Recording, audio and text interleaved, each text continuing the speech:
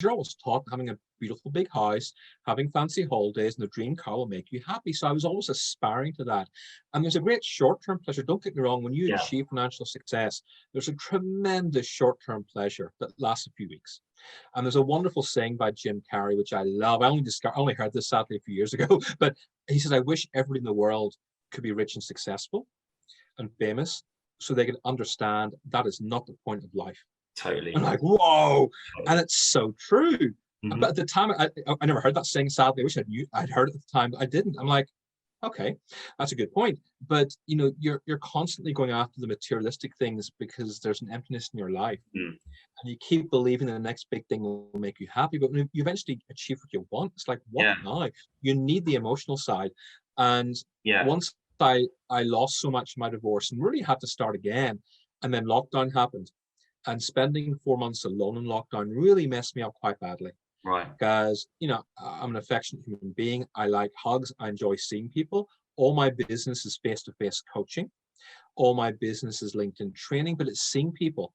Yeah. And to have that and to have networking events and live rock music gigs all taken away from me in 4 months.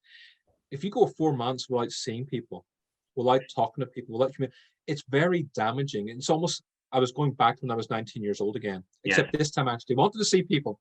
Yes. But all I kept doing was going back to 19 years old.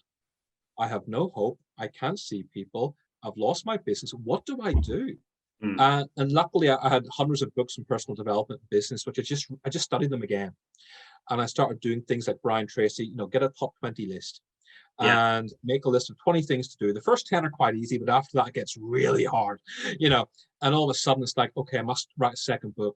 It's my first book, Everybody Works in Sales, became an international bestseller. So I've got to do a second book, and I got to do webinars, and I got to do a mastermind group. And, all of a sudden you're doing and I launched a podcast. I did everything in 2020. Now, the podcast only did 17 episodes, didn't quite work out, but I'm glad I did it. The second book did well, not as well as the first book, but still well enough to keep me going. All my competition were doing free masterclasses and webinars. I did paid for ones. That really helped me stand out. And after the £47 limit, you start to get people who are clients. And after £97, you start to actually get really good clients, So it was a whole learning process, which I'm glad I went through, because if my business had gone well, I would never have learned that. So unfortunately, I have to go through that hard time to become better and smarter.